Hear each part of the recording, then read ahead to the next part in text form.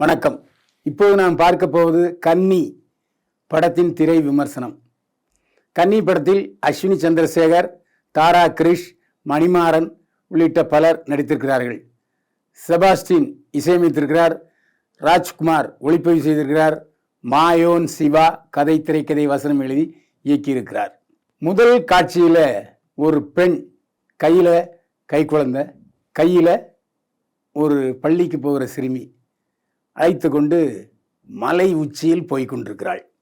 அத்துவான காடு, சுற்றிலும் யாருமே இல்லை, தன்னந்தனியாக நடந்து கொண்டிருக்கிறாள். அப்போ வழியில் வருகிற ஒரு பெரியவர், முதியவர், எங்கம்மா போகிற அப்படின்னு கேட்டால், இங்கே பக்கத்து ஊருக்கு போகிறேன் அப்படின்னு சொல்கிறான். சரி வா, நான் உனக்கு வழிகாட்டுறேன்னு சொல்லி மலையில இருந்து தாண்டி அந்த கிராமத்து மலையடிவார கிராமத்தை கொண்டு அந்த பெரியவர் விடுறாரு. மறுநாள் காலையில் ஊர் ஜனங்கள்லாம், யாருமா நீ, இந்த கிராமத்துக்கு எப்படி வந்த அப்படின்னு கேட்டதுக்கு, ஒரு பெரியவர் என்னை கொண்டு வந்து இங்கே வந்து விட்டாருன்னு சொல்கிறார். அந்த பெரியவருக்கான அடையாளங்களை சொல்லும்போது அந்த கிராமத்து மக்கள், அவர் செத்து போய் ரொம்ப நாள் ஆச்சே அப்படின்ட்டு அதிர்ச்சி அடைகிறார்கள். அங்கேயே கன்னி படத்தினுடைய அமானுஷ்ய சக்தி ஒளிவிட ஆரம்பித்து விடுகிறது. அதுக்கப்புறம் அந்த ஊருக்கு பக்கத்தில் அவங்க அன்னை மணிமாறன், மனைவி ஆகியோர் வாழ்ந்து வருகிறார்கள்.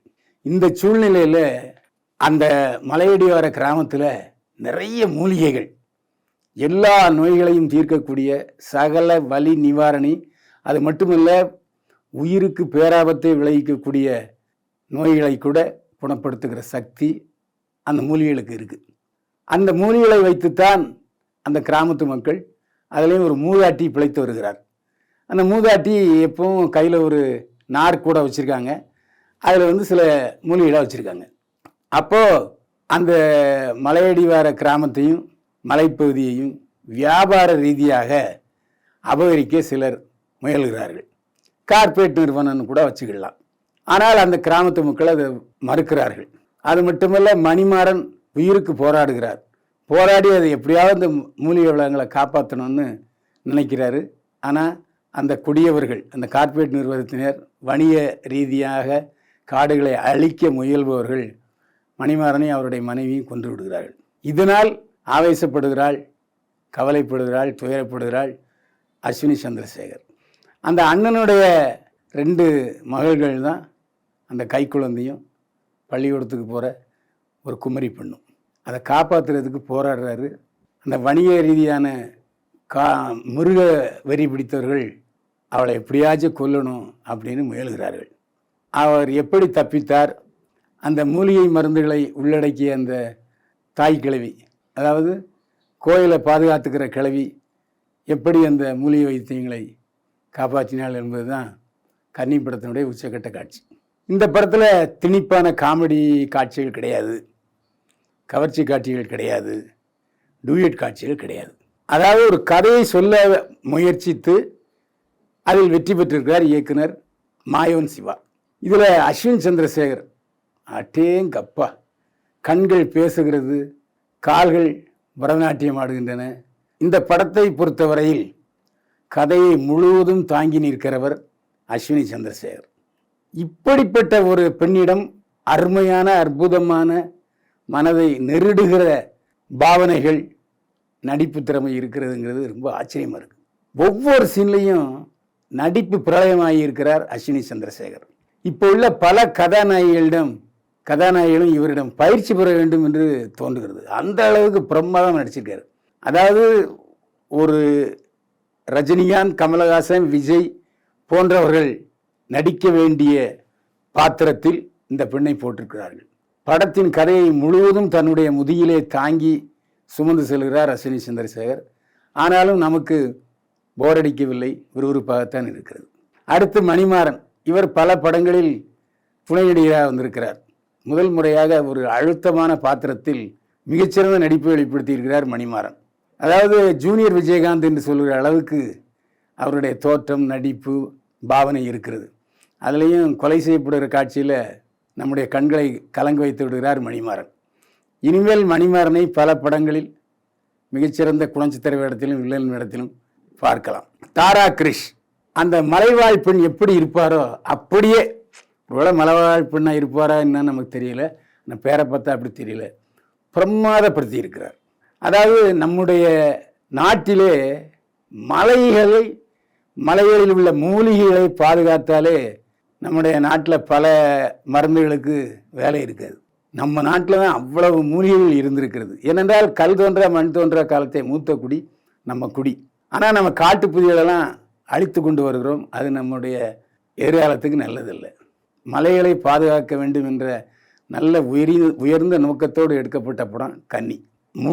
முழுக்க அந்த பாறைகள் அடங்கிய இடம், பச்சை பசேல் என்ற காட்டு வனக்கு பகுதி எல்லாம் நம்ம பார்க்கறதுக்கு வித்தியாசமாக இருக்குது. நம்ம பல படங்களில் பார்க்க முடியாத பல காட்சிகளை, பல இடங்களை, லொக்கேஷன்களை நாம் பார்த்து அனுபவிக்கிறோம். ஏன்னா இந்த இடத்துக்குலாம் நம்ம போகிறது கஷ்டம். அந்த மலை மேலே ஏறுறது, பாறையில் தனியாக நிற்கிறது, கால் கொதிக்கும், அந்த மாதிரி இடங்களெல்லாம் நம்ம படத்தில் பார்க்கும்போது கண்களை அகல விரித்து பார்க்க வைத்துடுகிறார் ஒளிப்பதிவாளர் ராஜ்குமார். எப்படித்தான் அந்த கேமராவெல்லாம் அங்கெல்லாம் தூக்கிட்டு போனாரோங்கிறது தெரியல. அந்த அளவுக்கு சிரமப்பட்டிருக்கிறார் ஒளிப்பதிவாளர் ராஜ்குமார் தன்னுடைய குழுவினரோட. அருமையான ஒளிப்பதிவு. அதாவது இந்த வனாந்திர காடுகள், குறிப்பாக சொல்ல போனால் தேன்கனி கோட்டை, ஓசூர், ஜவ்வாது மலை, இதெல்லாம் நம்ம மலை மேலே ஏறி நாம் பார்த்ததில்லை. அந்த ஜவ்வாது மலையிலேயே நம்ம பயணிக்க வைத்திருக்கிறார் இயக்குனரும் ஒளிப்பதிவாளரும். ஒரு டூர் போன ஒரு உணர்வை ஏற்படுத்தி இருக்கிறார். அந்த மலைவாழ் மக்களோடு நாம் வாழ்ந்த ஒரு உணர்வு இந்த படத்தை பார்க்கும்போது ஏற்படுகிறது. பல படங்கள் நமக்கு கண்ணுக்கு குளிர்ச்சியாக இருக்கும். ஆனால் இந்த படம் கண்ணுக்கு ஒரு தூய்மையை ஏற்படுத்தி இருக்கிறது என்று தான் சொல்ல வேண்டும். செபாஸ்டின் இசையமைத்திருக்கிறார். அருமையான பின்னணி இசை. ஒரே ஒரு பாட்டு இருக்குது, அந்த பாட்டு வித்தியாசமாக தான் இருக்குது. மற்றபடி பின்னணி இசையில் ஸ்கோர் பண்ணியிருக்காரு இசையமைப்பாளர் செபாஸ்டின். மாயோன் சிவா கதை, திரைக்கதை, வசனம் எழுதி இயக்கியிருக்கிறார். கன்னி என்றால் தூய்மை, பரிசுத்தம் என்ற அர்த்தம். அதாவது நம்ம புரட்சியில் எம்ஜிஆர் வந்து கன்னித்தாயின்னு ஒரு படத்தில் நடித்தார். கன்னி என்பவள் திருமணமாகாதவள், தீட்டுப்படாதவள், தூய்மையானவள்னு அர்த்தம். இந்த படத்தில் கன்னி என்ற பாத்திரத்தில் நடிச்சிருக்கிறது தான் அஸ்வினி சந்திரசேகர்.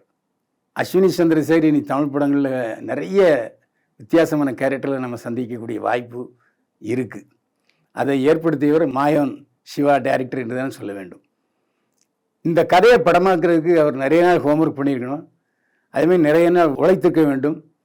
அது மட்டும் இல்லாமல் ரொம்ப கஷ்டத்தை அனுபவிச்சிருக்கணும்.